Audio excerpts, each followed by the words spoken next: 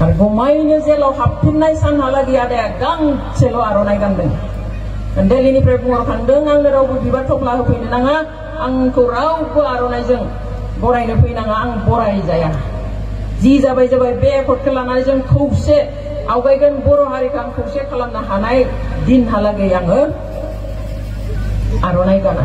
आरो थारैनो जेलाव थांफिननायहालागै गांसेल' आर'नाइ गानदों बिथाङा।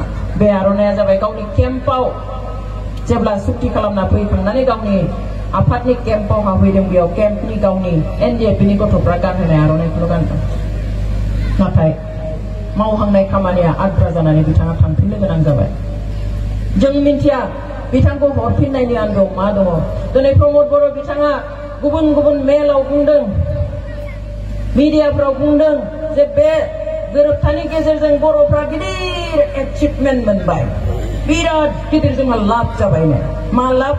सान्थि फैबाय। एनडिएफबिनि म्यानमाराव थानाय, बांलादेशआव थानाय, भुटानाव थानाय फिसाफ्रा फैनानै गावनि न'खरनि मानसिजों थानो मोनबाय, गावनि बिसि फिसायजों थानो मोनबाय, बिराद मोजां जाबाय। केम्पआव थानाय गथ'फ्रा दिनै गामियाव फैनानै बिमा बिफाजों थानो मोनबाय, गावनि बिसि गावनि गथ' गथायजों थानो मोनबाय, सान्थि फैबाय। What about those who are in jail? बिथाङा बेखौ गोसोआव खाङासै नामा?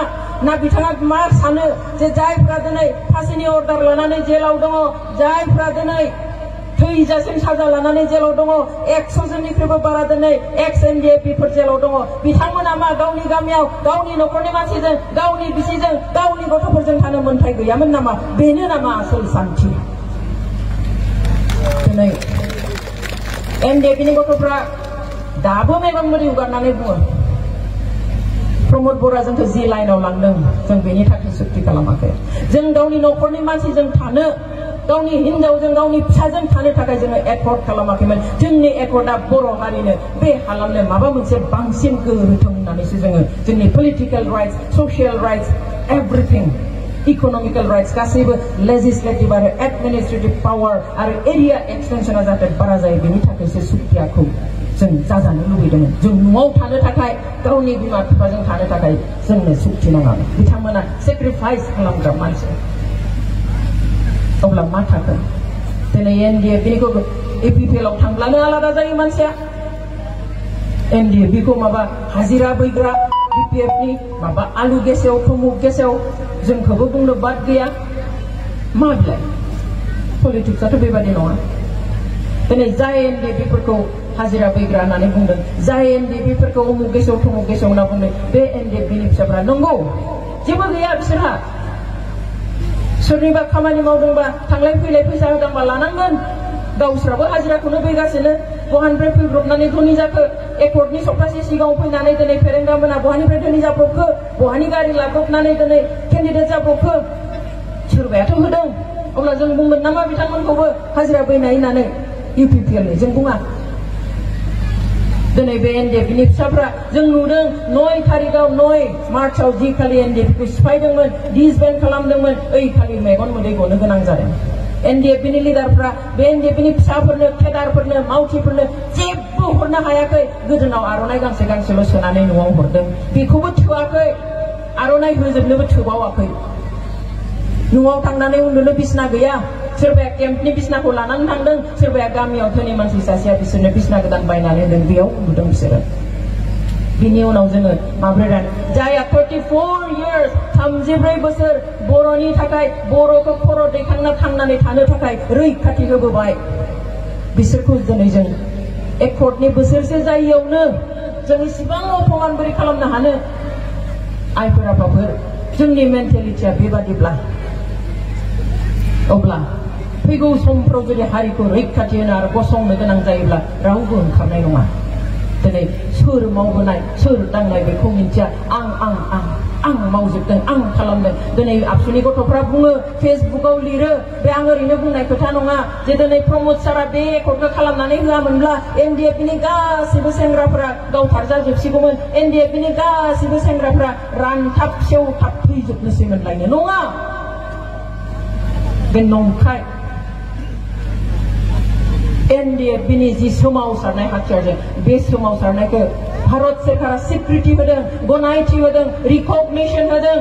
बिनि उनाव ceasefire declare खालामदों सोरखारनिफ्राय आरो NDF बिनिफ्राय interlocutor appointment होदों भारत सरकारा गावनो सावरायनो थाखाय जे थारैनो बर'फ्रा माबा मोनसे समस्या दंमारो राजखान्थियारि रांखान्थियारि समाजारि बायदिसिना समस्या दंमारो बेवहाय फै जों सावरायनि आरो सावरायनायनि गेजेरजों जों बेखौ फोसाबनायनि लामा दिहुननि सावरायबाय interlocutorनि गेजेरजों फाइनेल जाबाय प्रमोद बर'आ सहि होआ होनबाय सेपारेट स्टेट होआ मोनाब्ला इंटरलकेटरा बुंबाय जोंहा NDF बिजों खालामखानांगोन जाखासिगोन आदा नाब्लाया जुदि कनभिक्ट जायामोनब्ला बिनि सिगाङावनो जाबावगौमोन कनभिक्ट जानायाव 4 माससो लेट जाहैदों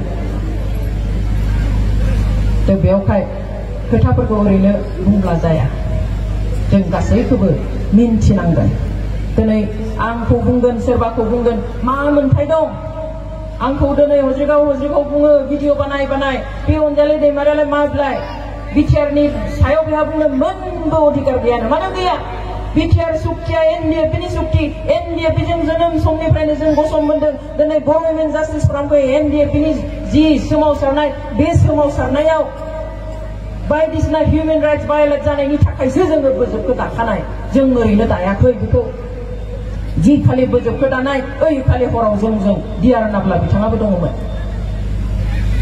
हिउमेन राइट्स भायलेट जाखागोन मानसिखौ इनाय खालामगोन इनाय अत्याचार खालामगोन सोरखारि रैखाथि हान्जाफ्रा बेवहाय आवाज होनो बे थानांगोन जों गियाल' नागारदों सोरखारि साख्रि मावसेयावबो आं राजा लामाव जनानै आं हज्रिखावदों जिखुनु सोरखारनि बेरेखा सोरबा सोरखारनि दिनाव गाज्रि जादों आं बेखौबो बुंदों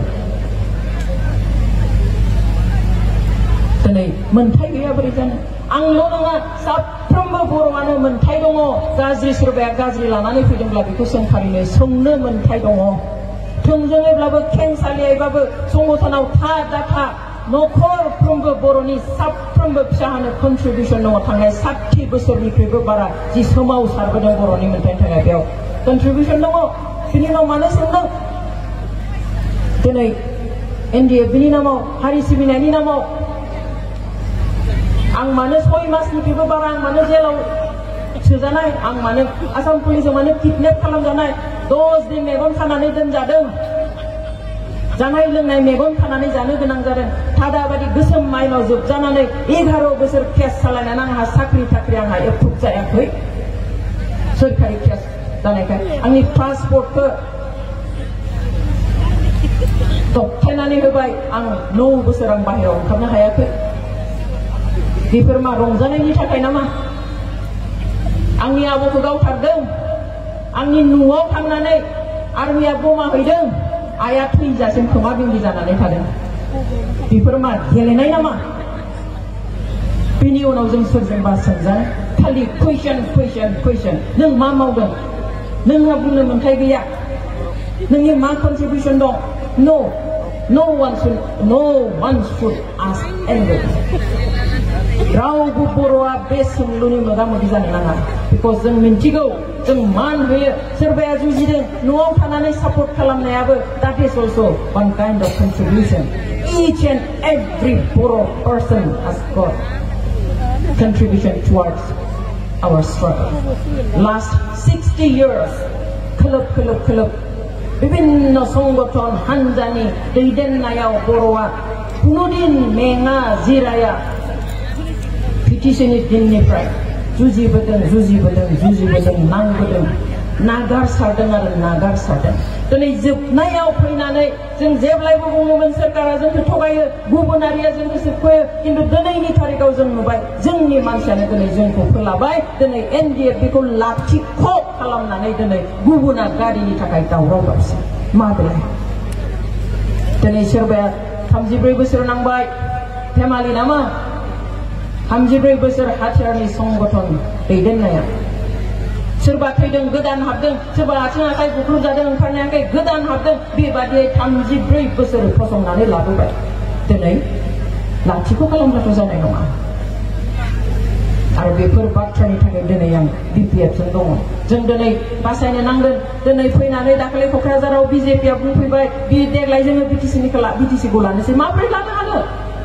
आरो लायोब्ला बे मा जागोन जों माब्रै होनो हानो दिनै UPPL जों बुजा बुजि जानानै जुदि गाबोन सोरखार सलायो बर'आ जोबखाबाय बर'ल' नङा गासैबो जाथि जनगोष्ठीनि जोंहा आइडेन्टिटिया गैया जागोन बिसोर सालायगोन नागपुरनिफ्राय दिल्लीनिफ्राय आरो बे जोंनि जा बिटिसि दा बिटिआर नामा जियानो दाजाथों बे बेबस्थाया संबिधाननि 6 शेड्यूलखौ आमेन्ड खालामनानै होनाय स' खाखन खालामनो होनाय सेल्फ गभर्नेन्सनि थाखाय होनाय बेबस्था